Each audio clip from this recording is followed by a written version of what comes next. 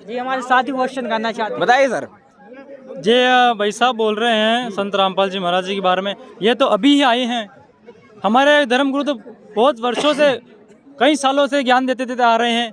अब आप बोल रहे हैं संत रामपाल जी महाराज आए, अब आते इतना ज्ञान दे दिया उन्होंने क्या? सर इनका कहने का मतलब ये है कि संत रामपाल जी महाराज अभी आए हैं, लेकिन सनातन धर्म कितने वर्षों से चल रहा है? ये साधनाएं वर्षों से चल रही हैं जो संत रामपाल जी महाराज आज छुड़वा रहे हैं। देखिए मैं इसीलिए कह रहा हूँ भाई, देखिए अपने ग्रंथों में लिखा है, आज से 600 वर्ष पहले कबीर साहब आए थे।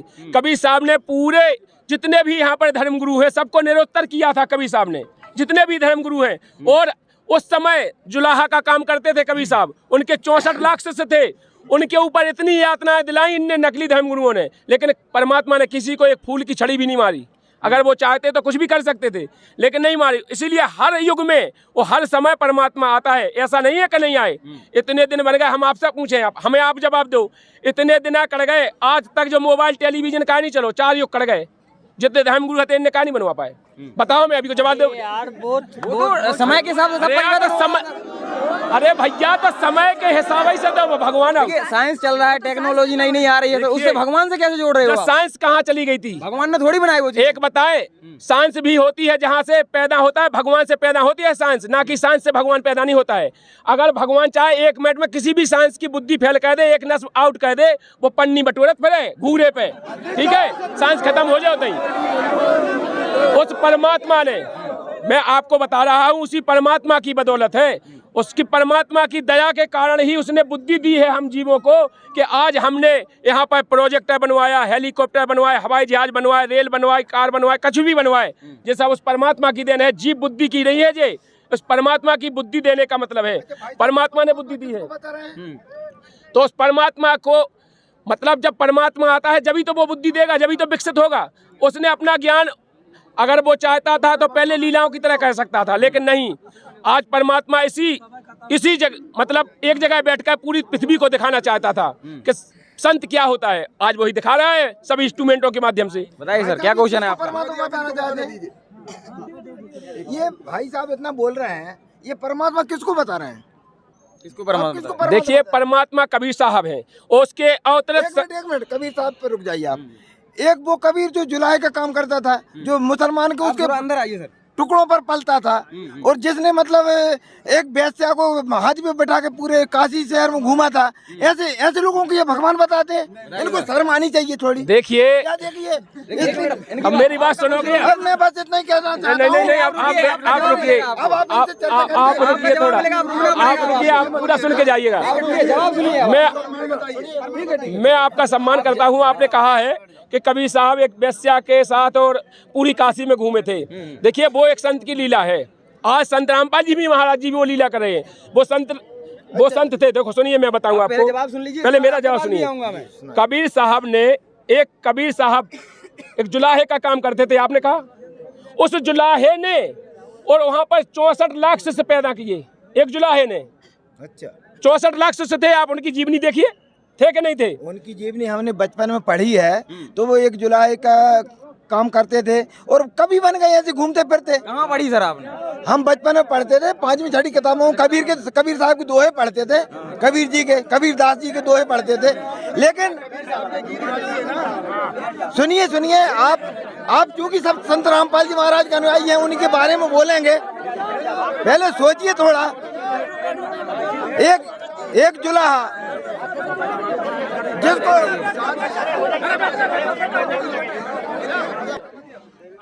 बताइए सर, क्या क्वेश्चन है आपका? हम ये कहना चाहते थे, ये कबीर साहब कहते हैं, कबीर भगवान कहते हैं, वो तो एक दास थे। और जैसे तैसे वो कविता तो हर कोई, मतलब ये अनपढ़ आदमी भी कविता कहने लगता है। और वहाँ पर वो सभी जो भी धर्मगुरु थे वो उनको अनपढ़ गंवार ही कहते थे। जो भी कहता था कि ये अनपढ़ गंवार है, ठीक है ना। अच्छा, और उसके बाद इतने निर्धन थे कि ताना बुनते रहते थे, कपड़ा बुनते रहते थे। 2 टाइम की तो उनके पास रोटी नहीं थी खाने के लिए। भगवान बताते हैं ये। बताइए सर, किताबों में भी लिखा है कबीरदास जी थे। इन्होंने मेरा क्वेश्चन बहुत अच्छा हल कर दिया है। इन्होंने कहा है, मेरा क्वेश्चन हल हो गया इनके कहने से।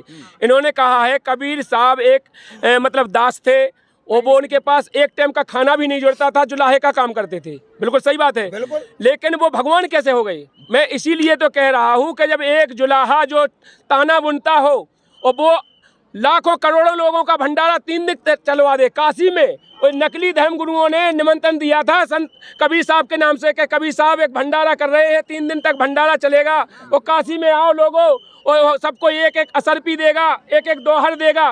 तो वहाँ पर पूरे विश्व के आप देखिए ना, कबीर सागर को पढ़िए, नहीं सुना तो आप उनकी लीलाओं को पढ़िए।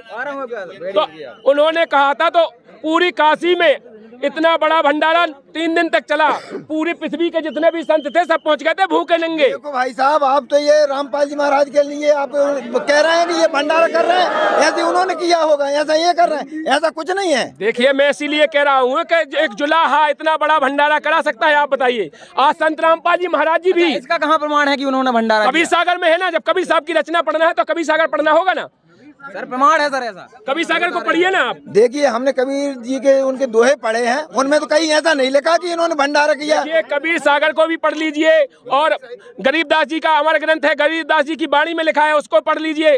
संत रामपाल जी महाराज जी ने सभी सदग्रंथों से भी प्रमाण किया है, उनको पढ़िए। अब अकेले कहने मात्र से कुछ नहीं होगा, आप प्रमाण देखिए। जो हमने पढ़ा वही बता रहे हैं ना हम तो। अच्छा ये बताइए, मान लीजिए भगवान है, आपके बताए अनुसार संत हैं, लेकिन ये बेस्या के साथ घूमना, उसके गले में हाथ डालना, दारू पीना, ये कोई अच्छा काम है क्या? ये भगवान के काम है, ये भगवान का काम है। उनके 64 लाख शिष्य हुए थे। जब उनके 64 लाख शिष्य हो गए तो वो जानना चाहते थे कि हमारे जो शिष्य हैं, हम इनको सब सुख दे रहे हैं। मतलब कबीर साहब जी पूरे सुख देते थे उन्हें, तो वो चाहते थे कि हम इनकी परीक्षा लें कि जो सही तरह से हमारी भक्ति कर रहे हैं, हमको पूरी तरह से भगवान मानते हैं या नहीं मानते हैं। क्योंकि जब भी गुरु आता है तो वो शिष्य की परीक्षा लेता है कि जी हमारे सही नियम पर चल रहा है, हम इसका मोक्ष करेंगे कि नहीं करेंगे। तो उन्होंने वो लीला की थी, यदि हमारे सच्चे आप करो तो रामलीला, हम करें तो हरदंग लीला। भाई आज हम किसी लड़की के साथ, किसी के साथ कोई फोटो खिंचवा लें तो वो मतलब हम वैसे वृत्ति करने लगे। फोटो उतरवाना अलग चीज हुई। उन्होंने तो सर्वतर घूमे थे। आप बताइए कहाँ दारू पी थी? उन्होंने दारू पी थी? आपने कहा कहाँ लिखा है कि दारू पिया? बताइए हमें प्रमाण करके। हाथी पर बैठकर काशी में निकले थे, उन्होंने गंगा जल को हाथ में लिया था, गंगा जल की बोतल। आप बताइए कहाँ लिखा है? प्रमाण बताइए। सुनिए, मैं अगर एक उसमें बोतल में दारू पीने लगूं और मैं कहूँ नहीं ये तो गंगा जल, ये आप समझिए पहले, इनका कहना ये है कि उन्होंने दारू नहीं पी थी, वो गंगा जल था। इसका प्रमाण भी है सर, इसका प्रमाण है क्या? हाँ, इसका प्रमाण है कबीर सागर में। इसीलिए तो मैं कह रहा हूँ, देखिए यदि आपको अपने पिताजी की जीवनी चाहिए तो उनके जो मतलब ग्रंथ, मतलब जो उनके सर्टिफिकेट होंगे उनमें देखोगे कि नहीं देखोगे? उसी से प्रमाण मानोगे कि नहीं मानोगे? या हम अपने पिताजी की अगर आप बल्दिया बताएंगे तो हमारे जो आधार कार्ड है, हमारे पैन कार्ड है, इनको देखोगे जब ही मानोगे कि नहीं मानोगे? इसी तरह कबीर साहब का अगर जीवन परिचय पढ़िए, कबीर साहब के ग्रंथ को पढ़िए, उसमें देखिए कि उन्होंने क्या पिया, क्या लीला। एक विधवा ब्राह्मणी के पैदा हुए थे। कौन कहता है कबीर साहब? एक विधवा पुस्तकों में बता दें, कहाँ, कौन पुस्तक में लिखा है सर? पुस्तकों में सर बताइए आप। देखिए आप बताइए हमें प्रमाण। देखिए सर, कक्षा 10 की किताब में भी लिखा है कबीरदास जी के जीवन परिचय में। कहाँ लिखा? मैं ये तो कह रहा हूँ, कक्षा 9 की किताब हम लिख दे। देखिए कौन से ग्रंथ से लिखी है कक्षा 9 की किताब? कौन से ग्रंथ से लिखी है? अरे यार वेरीफाइड, हम अगर आज कोई चीज लिख जाए तो वेरीफाई हो जाए तो हो जाएगी। आज जैसे मोदी जी ने नाम बताया, आप हमें बताइए। एक बात बताइए आप, सुनिए, यदि मान लीजिए कि हम गलत बोल रहे हैं कि ये विधवा ब्राह्मणी से पैदा नहीं हुए, वो तो ऑथेंटिक पुस्तकों में जो गवर्नमेंट को उसमें अपन पढ़ते भी हैं उसमें भी लिखा है उनकी जीवन परिचय में। लेकिन आप ये बताइए कि सरकार ने अभी तक ये क्यों नहीं लिखवाया कि ये कबीर साहब भगवान है? आपके कहने अनुसार ये भी तो लिखवा सकते थे आप, जब इतने बड़े उनको भगवान मान रहे तो। मैं आपको बताऊं, सरकार को यदि पता पड़ जाए कि संत रामपाल जी महाराज भगवान है या कबीर साहब भगवान थे तो हम तुम्हारे नंबर नहीं लगते। बड़े बड़े VIP जो उनके SI हैं, बे उनको नंबर लगता, तुम्हें को ना पूछते थे तो बोला पाओ तो ना को पाओ तो मतलब हमारी बात सुनिए। तो आज हम बता दें आपको, जितने भी सरकार को आज तक पता तो है नहीं, सरकार को कोई ज्ञान नहीं हुआ है। क्यों? हाँ, सरकार तो मूर्ख है। सरकार कौन चलाता है? आप अकेले समझदार हैं। अरे भाई हम इसलिए कह रहे हैं, अगर ग्रंथों को मानोगे तो। देखो भैया, मैं अकेला हूँ और आप सैकड़ों की तादाद में हैं, तो इसका मतलब ये नहीं कि आप हमको दबा दो। दबा नहीं सकते आप। मैं दबाना नहीं चाहता हूँ। कोई नहीं दबाएगा, मैं आपके साथ हूँ सर। ये सच्चाई को दबा नहीं सकते आप। नहीं सर जी, मैंने बिल्कुल आपको दबाना नहीं चाहता हूँ। मैं किसी को भी दबाना नहीं चाहता हूँ। मैं केवल आपको सच्चाई का मार्ग दिखाना चाहता हूँ। मैं आपसे इसलिए रिक्वेस्ट कर रहा हूँ। देखिए पहले तो मैं बता दूं आपको, जो आपने कहा आपने कह लिया, मैं आप कहूँगा। देखिए कोई भी बात हो आप प्रमाण सहित बताइए। प्रमाण सहित बताऊंगा। प्रमाण तो मानेंगे ना सर आप? प्रमाण मानेंगे? हम भी नाम ले लेंगे यदि प्रमाण सही हुए तो। देखिए मैं आपको बता दूं, वेदों में प्रमाण है कि कबीर साहब कैसी लीला करता है। ऋग्वेद मंडल नंबर 9 सूत्र नंबर 86 के मंत्र नंबर 1 में, ऋग्वेद मंडल नंबर 10 86 के मतलब मंत्र नंबर 1 के मतलब कई जगह है, हम आपको ज्ञान गंगा से प्रमाण दिखा देंगे और उनमें आपको वेदों में दिखा देंगे। हमारे यहाँ आप चलिए प्रदर्शनी में वेद लगा रखे हैं, सब कुछ लिखा है। आप जोन वेद में चाहेंगे हम उसमें बता देंगे कि वो परमात्मा कबीर देव है, स्पष्ट नाम लिखा है, स्पष्ट नाम लिखा दिखाएंगे। दूसरी बात हम ये दिखाएंगे कि वो कैसी लीला करता है। वो धरती पे आता है, वो सह शरीर आता है और सह शरीर जाता है। जब कबीर साहब यहाँ से धरती से गए थे तो उनका यहाँ शरीर नहीं मिला था। 4 दाग से सतगुरु न्यारे अजय अमर शरीर, उनका अजय अमर शरीर था। वो यहाँ से जब गए थे तो यहाँ से वो जाने के बाद फूल मिले थे। उन्होंने हिंदू धर्म के चेला थे, उनके मुसलमान धर्म के चेला थे। दोनों राजाओं को धर्म के तो वो थे ही नहीं, मुसलमान थे यार। हिंदू धर्म के थे, चेला क्यों नहीं थे? उनके तो राजा भी चेला थे भाई।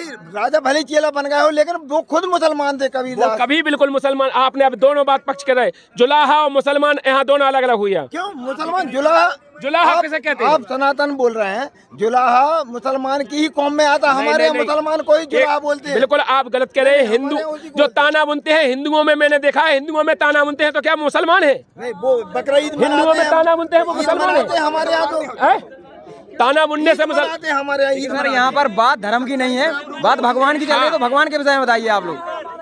तो देखिए मैं धर्म की बात मत कीजिए, आप भगवान के विषय में। मैं आपको बता दूं, वो किसी भी जाति के थे। कबीर साहब जी की वाणी है, जाति न पूछो साधु की, पूछ लीजिए ज्ञान, मोल करो तलवार के पड़ी रहे हिंदू में। तो देखिए मैं इसलिए कह रहा हूं कि कबीर साहब जब धरती पे आए थे तो सह शरीर आए थे, कमल के फूल पर जाकर के काशी में लहर तारा तालाब में प्रकट हुए थे। हमने कहीं ये नहीं पढ़ा। देखिए ये पढ़ा है, मैं आपको पढ़ा दूंगा। ब्राह्मणी से देखो आप हुए थे, मैं आपको डाल गई थी वो, आप मानोगे उसको उठा के ले आए। मैं अच्छा सर आप जो बोल रहे हैं, कि उनका जन्म नहीं हुआ। उसके कबीर साहब को लिए आपको जानना होगा तो कबीर साहब की जीवनी में कबीर सागर में देखना होगा। कबीर सागर में स्पष्ट प्रमाण है और कई ग्रंथों में प्रमाण है कि कबीर साहब सह शरीर आए थे और आकर के काशी में लहर तारा तालाब में प्रकट हुए थे। वो किसी माँ के जन्म से नहीं लेते हैं। कहाँ प्रमाण है ये भी बताइए सर आप। हाँ कबीर सागर में प्रमाण है। तो हमने तो सिर्फ राम जी को देखा, भय प्रकट कृपाला दीन दयाला कौशल्या हितकारी। या फिर कृष्ण भगवान प्रकट हुए, या फिर कृष्ण भगवान प्रकट हुए जंजीर तोड़ के और फिर जेल से बाहर चले गए थे। देखिए आप कह रहे हैं अभी कबीर साहब की, अब आ गए आप रामचंद्र जी के। ये बोल रहे हैं कि आप बोले कबीर साहब प्रकट हुए। देखिए प्रकट राम जी भी प्रकट हुए, रामचंद्र जी प्रकट नहीं हुए। रामचंद्र जी अगर प्रकट होते हैं तो उनकी 3 उड़ानियन के लाने क्या खोया ऋषियों के पास भेजते। अगर प्रकट होने थे तो उन्हें क्या खिलाने भेजी थी कि उनके गर्म धारण हो जाए। ऋषियों के पास क्या भेजे? तो कौशल्या को सुमित्रा को क्या भेजी थी? देखो साधु संतों के पास खीर क्या खिलाई थी हमें, जा बताओ। अगर जब प्रकट होने थे यज्ञ कराए जाते हैं, उनसे हमारे लाभ मिलता है। अरे आप यदि रामचंद्र जी अगर प्रकट हुए तो इन तीनों रानियों को खीर क्यों खिलाई गई? क्यों हवन करवाया गया? क्यों ऐसा किया गया? बताइए अगर प्रकट होना था तो बताइए। ये तो भगवान की लीला होती है। हमारे यहाँ सीता जी भी जमीन से प्रकट हुई, जमीन से पैदा हुई हल हाँकते वक्त, है ना? तो खीर से नहीं पैदा हो सकती। ये भगवान चमत्कार करते हैं हमारे। देखिए तो इसी तरह मैं भी कह रहा हूँ कि कबीर साहब प्रकट हुए थे,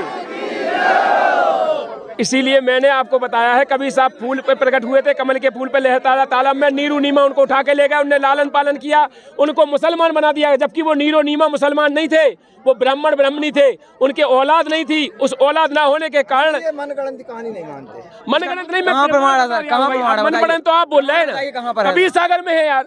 कबीर सागर में प्रमाण, मैं कबीर सागर में प्रमाण दे रहा हूँ। हमारे ना तो गीता में प्रमाण है कि कबीर साहब, गीता वेदों में प्रमाण है कहीं? वेदों में प्रमाण है कबीर साहब भगवान है। आप एक काम करना, नहीं रुको अभी आप कहाँ जा रहे हैं? जैसे ये बोल रहे हैं ना, तो इनको काम करो, गीता में निकाल कर दिखा सकते हो, दिखा दो तो फिर हो सकता है। ये लिखा है प्रमाण, आप देखिए, ये लिखा है वेदों में प्रमाण, आप देखिए, पढ़ लीजिए।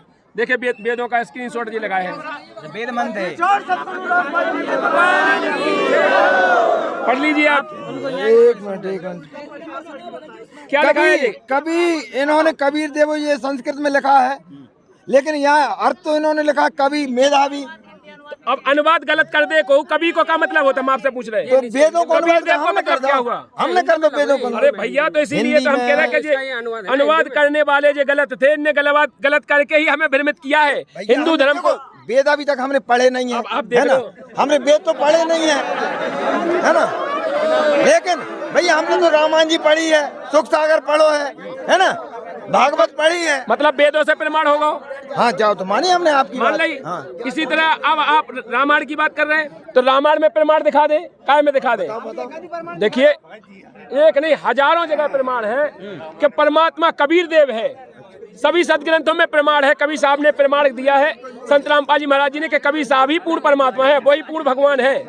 देखो मैंने ये कहा कि हमारे हनुमान जी ने तो पर्वत को उठा लिया था, पर्वत को उठा लिया था। आपके भगवान यदि कबीर साहब उन्होंने कोई लीला की है ऐसी कोई? बताइए, हनुमान जी ने पर्वत उठा लिया था। मैं आपको बता दूं, अगर पर्वत उठा लिया तो फिर हनुमान जी को भगवान क्यों नहीं मानते हो? रामचंद्र जी को क्यों भगवान मानते हो? मानते हैं ना हम, हनुमान जी को भी मानते हैं। साहेब भगवान क्या होते हैं? राम राम। हनुमान जी ने पर्वत उठा कर ले जा रही थी बूटी राम लक्ष्मण को, लेकिन परमात्मा ने तो पूरी संसार उठा कर सूजी के नके में से काट दिया। अब भैया अब आप लोग हजारों की तादाद में हो, जो कुछ कहो भाई मानना पड़ेगा, कहते रहो। सूजी के नाके में से कैसे निकाल दिया? सूजी के नाके में से कैसे निकाल दिया? आप लोग बिगाड़ रहे हो चीज को, आप लोग वीडियो को ना बिगाड़ो, आप लोग शांति बनाओ, सुनो केवल आप लोग। बताइए सर, क्या क्वेश्चन है आपका? देखिए सर, मैं ये कह रहा था कि हमारे हनुमान जी जो कि राम जी के सेवक थे, जब उन्होंने पर्वत उठा लिया था, संजीवनी बूटी लेके गए थे, जब लक्ष्मण जी को जब लक्ष्मण शक्ति लगी थी उस समय, तो इनके कबीर साहब ने ऐसी कौन सी लीला कर दी जो भगवान बताते हैं उनको? बताइए सर, हनुमान जी ने पहाड़ उठा दिया था। देखिए अगर पहाड़ उठा लिया तो क्या भगवान हो गए? अरे शेष नांग पृथ्वी धरी और दो नागर हनुमंत, और हम इनसे पूछे बता दो अब इनमें कौन भाव भगवंत? अब को है भगवंत बताओ कभी सर? हाँ तो शेषनाग को भी तो हम भगवान मानते हैं, उनकी भी पूजा करते हैं। तो शेषनाग भगवान है कि हनुमान जी? हम उनको भी पूजते हैं। भगवान है हमें, जाओ तो बताओ। 33 करोड़ है, 33 करोड़ भगवान है यार। हम लोगों की 33 करोड़ देवता है। देखो देवता अलग बात हो और भगवान अलग बात हो। भगवान सबका मालिक एक है। देवता अनेक हो सकते हैं लेकिन भगवान एक होता है, सबका मालिक एक है। उस मालिक को पाने की विधि भी आप भी मानते हैं सबका मालिक एक है? हाँ ये तो हमने सुना है कि परमात्मा एक है। भगवान भी एक ही होगा सर? अच्छा तो उसका प्रमाण बताओ ना कि परमात्मा, फिर उसका गीता जी में बता दो। देखिए इसीलिए तो कह रहे हैं कि प्रमाण इसीलिए हमको बता रहे हैं आपको कि भगवान एक हो। आप कह रहे हैं कि हमारे 33 करोड़ भगवान है। देवता है, हम मानते हैं देवता है, देवता है। हम तो नर्मदा जी को भगवान मानते हैं, गंगा जी को भी मानते हैं, हम स्नान करने भी जाते हैं, अस्थियां विसर्जित करने भी जाते हैं, और हम लोगों का मोक्ष होता है। मोक्ष होता है और फिर मोक्ष होता है, फिर तुम्हारे धर्म गुरु 13 काय हो करो, फिर श्राद्ध काय को निकाल? उसके मोक्ष के लिए अरे करवाते मोक्ष हैं। जब होएगा फिर 13 श्राद्ध काय के लाने कर भैया यार। देखिए क्या होता है कि जैसे हमारे उसमें गमी में कोई आता है तो फिर उसके लिए भोजन वोजन तो कराना पड़ता है, तो उसके उनकी श्राद्ध भी निकालते हैं। देखिए मैं आपसे यही कह रहा हूँ कि जब हमारे पूर्व जनों का, जैसे हमारे सनातनी धर्म वाले हमारा मोक्ष कराते चले आ रहे हैं, आप कह रहे हैं ना गंगा जी में नहा लेते हैं मोक्ष हो जाता है, और जब मोक्ष कराते चले आ रहे हैं तो फिर श्राद्ध किस लिए निकालते हैं? वे तो जा कह रहे ना तुम्हारे धर्म गुरु के हम श्राद्ध निकाल दो और तुम्हारे जो पितृ होंगे उनको तृप्त हो जाएंगे, पितरों को खिला देंगे। जब उनको मोक्ष होगा पितृ कहाँ से बन रहा है? तो पितृ बना रहा है वे, देखो हमारे जवाब हो जाने, या तो वे तुम्हारे पूर्व जन्म को पितृ बना रहे तो फिर 13 श्राद्ध करा रहे, और अगर मोक्ष हो जाता तो फिर 13 श्राद्ध करावे की क्या जरूरत थी? हमें बताओ। देखिए ब्राह्मणों को भोजन कराने से उनसे भी हमारे पुण्य कर्म बनते हैं। अरे यार भोजन हम फिर श्राद्ध तो नहीं निकाले, हम पितृ तो ना अपने हम ब्राह्मण को भोजन करा ले, फिर जब श्राद्ध निकालना 13 कहना जो का है, फिर जो पाखंड नहीं है। अच्छा गीता जी में बता सकते हो कि श्राद्ध नहीं निकालना? हाँ बता सकते हैं ना। गीता अध्याय 9 के श्लोक नंबर 25 में स्पष्ट कहा है कि भूतों को पूजने वाले भूत बनते हैं, पितरों को पूजने वाले पितृ बनते हैं, और देवताओं को पूजने वाले देवगति को जाने के बाद पुनः जन्म मृत्यु में आते हैं, और मेरा पूजन करने वाले मुझे प्राप्त होते हैं। इसलिए उनने कहा है कि इनकी किसी की पूजा नहीं करना चाहिए। और अगर आप कृष्ण को भी भगवान मानते हो तो हम सुना बता दें तुम्हें, कृष्ण भगवान ने भी सभी देवताओं की पूजा बंद कराई थी। जब भाई वो उन्हें पर्वत उठाने पड़ो तो इंद्र रुष्ट होगा तो उन्हें मेघ बरसाए थे फिर उनने वो गोवर्धन पर्वत उठा के उनकी रक्षा करी थी। तो उनने काय के लिए करी थी कि ये सबकी पूजा बंद कर दो, ये पाखंड है, और तुम पाखंडवाद को बढ़ावा दे। उनने पुजवाओ तो हमसे गोवर्धन, अरे गोवर्धन पुजवाओ नहीं है तो 84 लाख। अरे उसने ये कहा था कि इसकी पूजा कीजिए। साकिर चारों वेद हैं, साकिर द्वादश पंथ, अच्छा आप क्या कहना चाहोगे? यही जम के दंत है, यही जम के दांत है, पंडित यही जम के दांत है। अब क्या है बताइए सर। कहते हैं शायद शीतला माई मसानी भैरव भूत हनुमंत, परमात्मा इनसे दूर रहे जो इनको पूजनते। तो परमात्मा इनसे बहुत दूर है। ये जो काल का लोक है, यहाँ कोई जीव सुखी नहीं है। बताइए सर, इनका कहना है कि उन्होंने गोवर्धन पर्वत बुझवाया था सर। देखिए, कृष्ण भगवान ने कभी नहीं कहा है कि गोवर्धन को पूजिए, फिर वे गोवर्धन की पूजा कराओगे तो वे अपनी क्या कहते ना, तो वे क्या क्या कृष्ण भगवान पूजा करे के योग्य है और ना क्या गोवर्धन पूजा। अब आप ही फैसला करो कि गोवर्धन भगवान है कि कृष्ण भगवान है। अच्छा ठीक है, हम मान लो पाखंड कर रहे हैं, लेकिन हमें आप ये बताओ, आपकी गीता में कहीं ऐसा प्रमाण पूर्ण परमात्मा का कौन सा मंत्र क्या जाप करना चाहिए है कोई? हाँ बिल्कुल, आपने सही मैं यही आपसे कह रहा हूँ, प्रमाण है। गीता जी के अध्याय 17 के श्लोक नंबर 23 में कहा है ओम तत्सत इति निर्देश, मतलब 3 प्रकार से जो ओम तत्सत का जो संकेतक मंत्र है, ये जाप करने का भी नहीं है। मैंने भी गीता पढ़ी है। हाँ। ये अध्याय 8 का 13वां श्लोक है, ओम तत्सत इति निर्देश। अध्याय 8 का तो ओम इति एक अक्षरम, आप भूल रहे। अध्याय 8 का 13 ओम का मंत्र ब्रह्म तक की साधना के लिए उन्होंने कहा है, वो ब्रह्म वाला केवल ओम है, ब्रह्म तक की साधना के लिए है। अच्छा, आप क्या कह रहे हैं? हाँ, पूर्ण परमात्मा की साधना के लिए गीता अध्याय 17 का श्लोक नंबर 23 है। क्या है? उसमें ओम तत्सत इति निर्देश 3 प्रकार से जो मंत्र देगा, ओम और तत्सत जो संकेतक मंत्र है। ओम तत्सत हम भी मंत्र का जाप करते हैं, ओम तत्सत का करते हैं ना हम। कैसा करते हैं आप? ओम तत्सत कहते हैं। बताओ यार। अरे हम माला जपते हैं ओम तत्सत की। अगर सुनो, हम आपसे पूछ रहे हैं, ओम तत्सत। सुनो, बिजली का कनेक्शन लेने के बाद हमें बिजली से लाभ होगा, ना कि हम बिजली जाप करने लगे तो लाभ हो जाएगा। हम बिजली का जाप करने लगे, हम भी बिजली का जाप कहते हैं, बिजली बिजली बिजली बिजली बिजली बिजली बिजली, हमारे तो बल्ब जल जाए।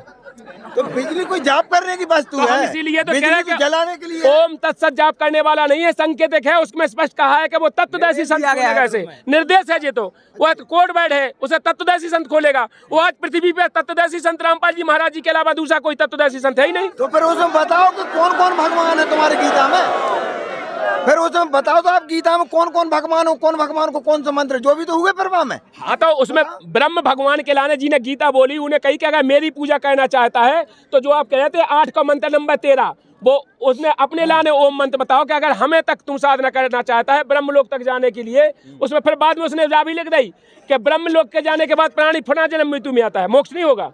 वो यदि पूर्ण मोक्ष चाहता है तो फिर कहा है अध्याय 18 के श्लोक नंबर 62 में कि हे अर्जुन, उस तत्वदर्शी संत की शरण में जा, उसकी कृपा से सनातन धर्म और शाश्वत धाम को प्राप्त होगा, लौट के जन्म मृत्यु में नहीं आएगा।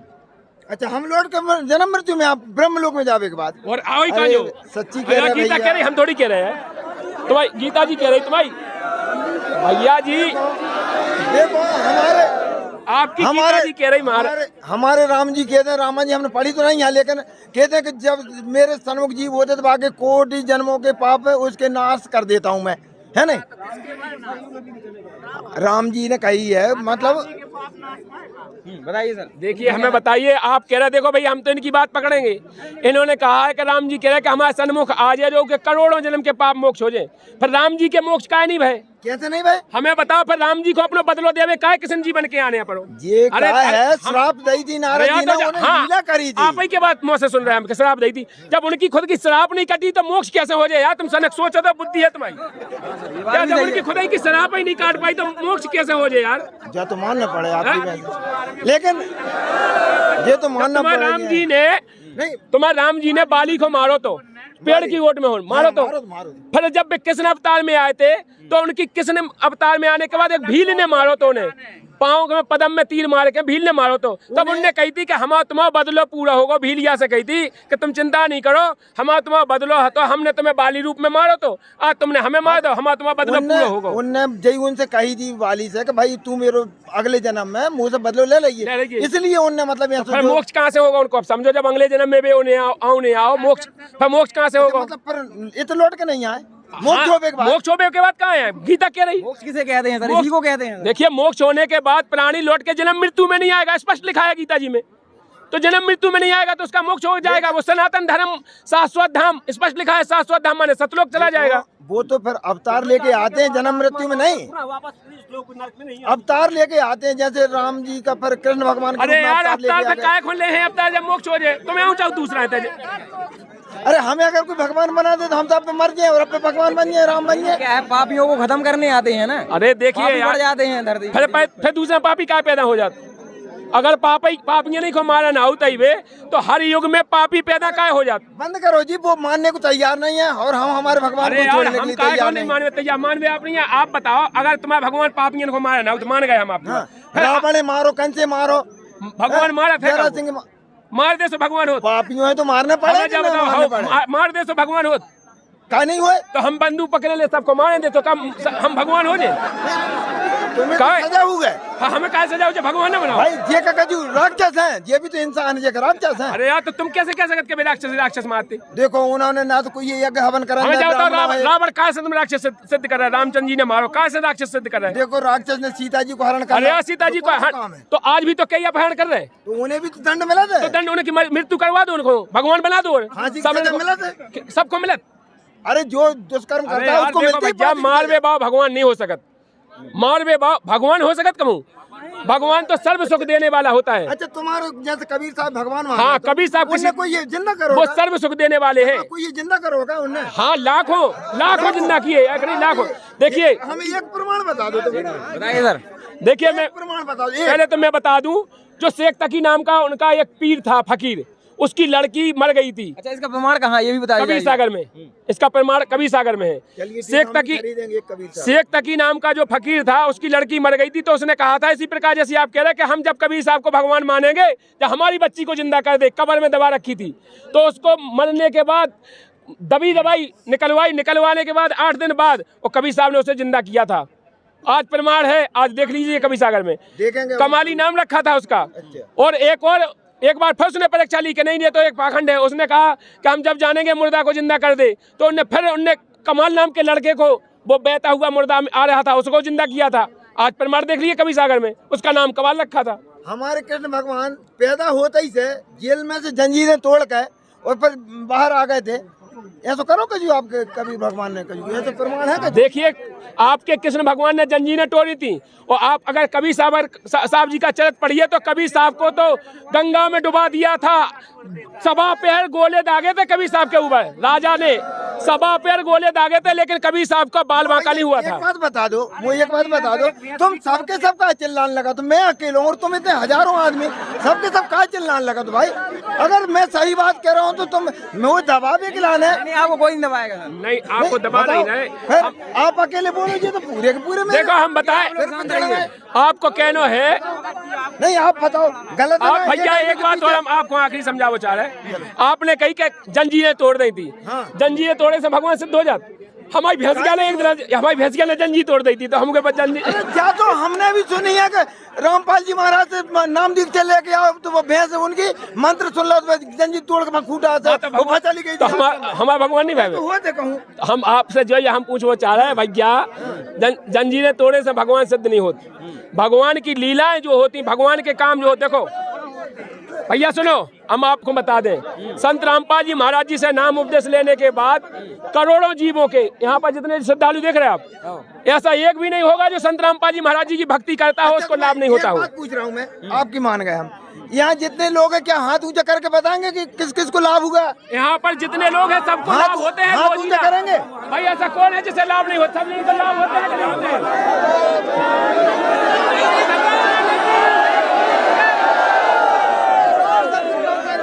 देखिए यहाँ पर जितने जीव हैं सभी को संत रामपाल जी महाराज जी की भक्ति करने के बाद लाभ होते हैं। ठीक है, तो अब मैं भी कबीर सागर को पढ़ूंगा, फिर देखूंगा उसमें क्या है आपकी लीला। ठीक है सर, धन्यवाद सर। तो आप बोल दो। तो दर्शकों देखिए, आज की जो डिबेट है वो समाप्त हो चुकी है। वीडियो को लाइक कीजिए, चैनल को सब्सक्राइब कीजिए। मिलते हैं किसी अन्य डिबेट में।